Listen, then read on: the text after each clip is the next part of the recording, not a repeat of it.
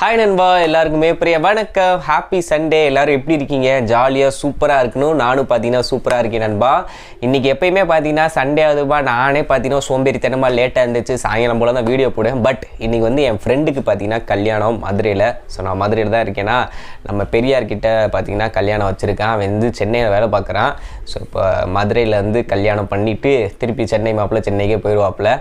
So நேற்று வந்து நிச்சய ஃபங்க்ஷன், இன்றைக்கி கல்யாணம். ஏன்னா அப்புறம் வீடியோ போட முடியாமல் போயிடும். ரொம்ப நாள் கழிச்சு காலேஜ் ஃப்ரெண்ட்ஸ் எல்லாம் ஒரு இடத்துல மீட் பண்ணுவோம். கல்யாணம் முடிஞ்சுட்டு அப்புறம் எங்கேயா வெளியே போய் ஊரை சுற்றிட்டு படத்துக்கு போயிட்டு தப்போலத்தில் போயிட்டு ஏதாச்சும் ஆட்டத்தை போட்டுட்டு இப்படி இருக்கிறனால வீடியோ போட முடியாமல் போயிடும். அதனால தான் குளிச்சு முடிச்சு ட்ரெஸ்ஸை மாற்றினோடனே ஒரு வீடியோ எடுத்து உங்கள்கிட்ட போட்டுடலாம் அப்படின்னு தான். ஏன்னா இந்த ஒரு ஸ்மார்ட் ஃபோன் பார்த்திங்கன்னா நிறையா பேருக்கு பிடிக்கும். அவங்க வந்து அந்த ஃபோனை வாங்க முடியுதோ முடியலையோ, இருந்தாலும் அந்த ஃபோனை பற்றின நியூஸ் வந்து தெரிஞ்சு வச்சுக்குவாங்க. ஏன்னா ROG 6 கேமிங் ஸ்மார்ட் ஃபோன், இது வந்து ஏகப்பட்ட பேர் எதிர்பார்த்துட்ருப்பீங்கன்னு எனக்கு நல்லாவே தெரியும்.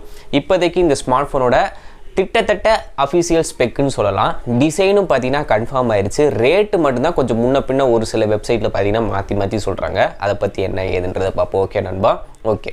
இப்போ அசூஸ்னா அப்படின்னாலே டக்குன்னு அவங்களுக்கு வர்றது வந்து இந்த கேமிங் ஸ்மார்ட் ஃபோன் தான். அதுக்கப்புறம் தான் அது மிட்ரேஞ்ச் ஸ்மார்ட் ஃபோனில் லான்ச் பண்ணுவாங்க. லேப்டாப்பு இருக்குன்றது இப்போதைக்கு இப்போ உள்ள சுச்சுவேஷனாக ஞாபகம் வருது. ஏன்னா அந்தளவுக்கு அந்த கேமிங் சீரிஸ் ஸ்மார்ட் ஃபோனில் ஒரு என்ன சொல்கிறேன், நம்பர் 1ல் இருக்காங்கன்னே வச்சுக்கோங்களேன்.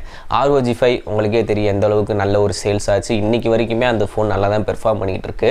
இப்போ இந்த ஸ்மார்ட் ஃபோனோட போஸ்டர்ஸை நீங்களே பாருங்கள். ஒயிட் கலரில் டிசைனில் பின்னாடி அந்த கிராஃபிக்ஸ்லாம் பார்க்குறதுக்கு நல்லாவே இருக்குது. இதில் நம்ம புதுசாக நோட்டீஸ் பண்ணுற என்னென்னா, சென்ட்ராக வெர்டிக்கலாக ஒரு டிஸ்பிளே வானது கொடுத்துருக்காங்க. அந்த டிஸ்பிளேயில் என்ன மாதிரி கண்டென்ட் ஷோ ஆகும் அப்படின்றது தெரியலை.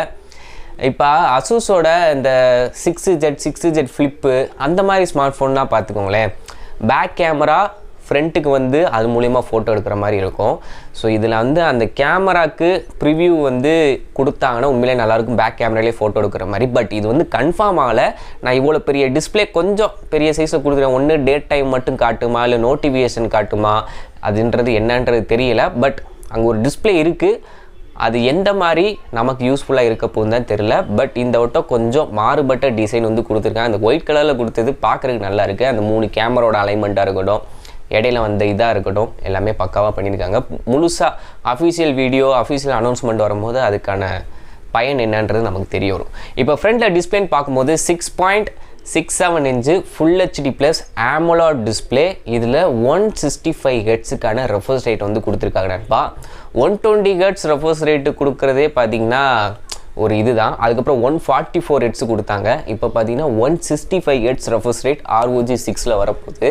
எனக்கு என்ன ஒரு டவுட்னா, ரெஃப்ரெஷ் ரேட் நல்லா தான் இருக்கும், அதில் வந்து நான் குறை சொல்ல மாட்டேன். பட் எந்த கேமும் மொபைல் ஃபோன் பிளாட்ஃபார்மில் 165 ஹெர்ட்ஸ் சப்போர்ட் பண்ணுது? மேக்ஸிமம் 90 FPS தான் நம்ம அதிகபட்சம் எக்ஸ்பீரியன்ஸ் பண்ணுறது. பப்ஜியாக இருக்கட்டும், இல்லாட்டி பேசோல 1-2 19 FPS கேம்லாம் இருக்குது. பட் 120 FPS கேமே இன்னும் லைவுக்கு வரல. பட் இவங்க போன ஜென்ரேஷனில் 144 ஹெர்ட்ஸ் கொடுத்தாங்க. இந்த ஜென்ரேஷன் ஸ்மார்ட் ஃபோனில் 165. மொபைல் ஸ்மார்ட் ஃபோனில் கேமிங்க்கு அந்த இது இருக்கான்னு கேட்டால் கிடையாது. பட் இவங்க வந்து கொடுத்துருக்காங்க நண்பா. நல்ல ஒரு டிஸ்பிளே, இன்டிஸ்பிளே ஃபிங்கர்பிரிண்ட் சென்சார் தான் இருக்க போகுது. அதில் எந்த ஒரு மாற்று கருத்து இல்லை. பின்னாடி கேமரா வரும்போது 3 கேமரா வந்து கொடுத்துருக்காங்க நண்பா. பிரைமரி பார்த்தீங்கன்னா 64 மெகாபிக்சல் மெயின் கேமரா. இதில் OIS எதுவும் இருக்கான்றதை மென்ஷன் பண்ணல. அதே மாதிரி செகண்டரி கேமரா ஒயிட் ஆங்கிள் எத்தனை மெகாபிக்சல்ன்றது தெரில. மூணாவது பார்த்தீங்கன்னா கண்டிப்பாக மேக்ரோ லென்ஸாக தான் இருக்க போகுது. செகண்டரி ஒயிட் ஆங்கிள் 13 மெகாபிக்சலா இல்லை 20 மெகாபிக்சலா இல்லை 8 மெகாபிக்சலான்றது அஃபீஷியலாக தெரில. ஃப்ரண்ட் செல்ஃபிக்கு பார்த்தீங்கன்னா ஒரு சில இதில் 20 மெகாபிக்சல்னு போட்டிருக்காங்க, ஒரு சில இதில் 12 மெகாபிக்சல் கொடுத்துருக்காங்க. பட் நம்ம ROG ஃபோன் வாங்குறது டீசெண்டான கேமரா இருந்தால் போதும், கேமிங் பெர்ஃபார்மன்ஸ் வெறித்தனமாக இருக்கணும் அப்படின்ற மைண்ட் செட்டை தான் வாங்குவாங்க. அப்படி பார்க்குறவங்களுக்கு கேமரா பெரிய இதுவாக தெரியாது, அதனால் அது பிரச்சனை இல்லை. அடுத்து உள்ளே யூஸ் பண்ண ப்ராசர் இந்த வருஷத்தோட current generation flagship process Snapdragon 8 Gen 1 வந்து யூஸ் பண்ணியிருக்காங்க. அது பெர்ஃபார்மன்ஸ் வைஸ் உங்களுக்கே தெரியும். ROGயோட பெஞ்ச்மார்க் தான் அவங்க ஃபோன் லான்ச் பண்ணனே ஃபஸ்ட்டில் நிற்க போகுது டாப் பெஞ்ச்மார்க்கில். ஸோ அதில் எந்த ஒரு குறையுமே இல்லை. லிக்விட் கூலிங் சேம்பர் எல்லாமே கொடுத்துருக்காங்க நண்பா.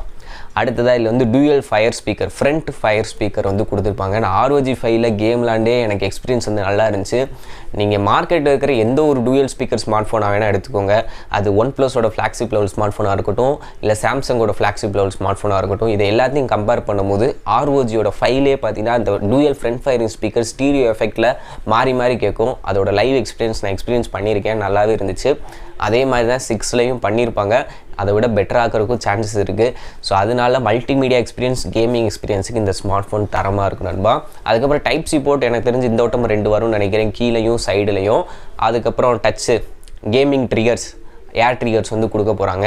இல்லை RGB லைட் எந்த மாதிரி பேட்டர்ன் எரியுன்றது தெரில. ஏன்னா பின்னாடி அந்த ROG லோகோ பார்த்தீங்கன்னா க்ளோ ஆகும். இந்த வட்டம் அந்த டிஸ்பிளே வேறு வச்சுருக்காங்க. எந்த மாதிரி பேட்டர்னில் லைட்டிங் வந்து கொண்டு வருவாங்கன்றது தெரில. வேலையை வெயிட் பண்ணி பார்ப்போம். அப்புறம் ஃப்ளாக்ஷிப் ஃபோன்னா எப்படின்னா இருக்கும், LPDDR5 RAM, UFS 3.1 ஸ்டோரேஜ் ஆப்ஷன்ஸ்லாம் கொடுக்க போகிறாங்க நண்பா. RAM வேரியன்ட் பார்த்தீங்கன்னா 8GB ஆரம்பிக்கும், 256GB, 512GB வருன்ற மாதிரி சொல்கிறாங்க. என்னன்றதை வெயிட் பண்ணி தான் பார்க்கணும். இப்போ இந்த ஸ்மார்ட் ஃபோனோட ரேட் எவ்வளோ இருக்கும் அப்படின்னு எதிர்பார்க்குறேன்னா 60,000 65,000 மதிப்புக்கு வரும் நண்பா. ஏன்னா போன வட்டம் அவங்க லான்ச் பண்ணப்போ எல்லாமே அந்த 50,000 செக்மெண்ட்டுக்குள்ளே கொண்டு வந்தாங்க. இந்த ஸ்மார்ட் ஃபோன் 8 Gen 1 ப்ராசர் வர எல்லா ஸ்மார்ட் ஃபோனுமே பார்த்தீங்கன்னா இன்றைக்கி தேதிக்கு ரேட் எல்லாமே 50,000 மேலே தான் வருது. ஸோ இவங்களும் கண்டிப்பாக இந்தியாவில் லான்ச் பண்ணாங்கன்னா 60,000 65,000 இந்த மதிப்பில் பார்த்தீங்கன்னா கண்டிப்பாக வரும். கேமிங் பிரியர்கள் பல நாள் ஸ்கெட்ச் போட்டு வச்சுருப்பாங்க, எப்போ அடுத்த சீரிஸ் ஸ்மார்ட் ஃபோன் வரும் ROGல வாங்கலான்னு சொல்லிட்டு. அப்படி எதிர்பார்க்குறவங்களுக்கு இந்த ஸ்மார்ட் ஃபோன் உண்மையிலே நல்லா தான் இருக்கும். ஏன்னா இதோட பர்பஸே பார்த்தீங்கன்னா வேறு. நம்ம சாம்சங்கில் ஒரு ஃபோன் வாங்குறோம்னா அதில் எல்லாத்தையும் யோசிப்போம், கேமரா நல்லா இருக்கணும், டிஸ்பிளே நல்லா இருக்கணும், பேட்டரி நல்லா இருக்கணும்னு.